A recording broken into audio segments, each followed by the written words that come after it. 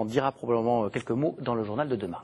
Voilà, en attendant, aujourd'hui, on parle des échographies. Est-ce qu'il faut craindre les échographies vaginales ou anales? Alors c'est vrai que les examens ne sont pas toujours très agréables, mais surtout, ils pourraient entraîner des infections. L'alerte a été lancée ce matin par un groupe de parlementaires et de médecins, Benoît. Oui, ce risque de contamination serait lié à une mauvaise désinfection des sondes. En cause, les pratiques des médecins, mais aussi les recommandations officielles jugées insuffisantes. Explication, Cécile Guerrier et Héloïse Mallet.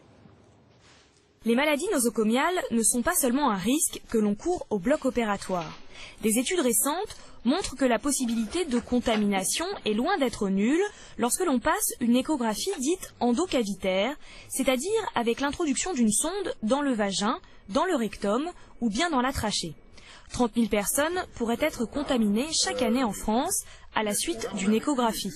La députée européenne Michèle Rivasi ainsi qu'un certain nombre de spécialistes scientifiques et de médecins ont décidé d'alerter les autorités sur les risques de contamination. Ces sondes sont très utilisées par des radiologues, bien sûr, en vie, mais beaucoup par des gynécologues, dont la spécificité, c'est par définition de faire des examens par voie endovaginale, par les urologues, qui font des examens par voie endorectale. Même les ORL sont concernés parce qu'ils mettent des dispositifs par le haut dans les cavités buccales, dont on sait qu'elles sont source d'infection. Donc on n'a pas de photographie de ces pratiques.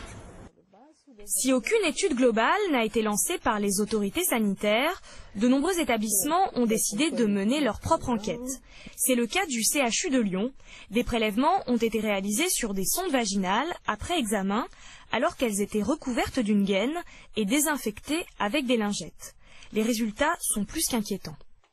Nous avons trouvé des sondes contaminées par des virus qui s'appellent des papillomavirus. C'est des virus de petite taille qui peuvent traverser justement la gaine et à ce moment-là, ils contaminent.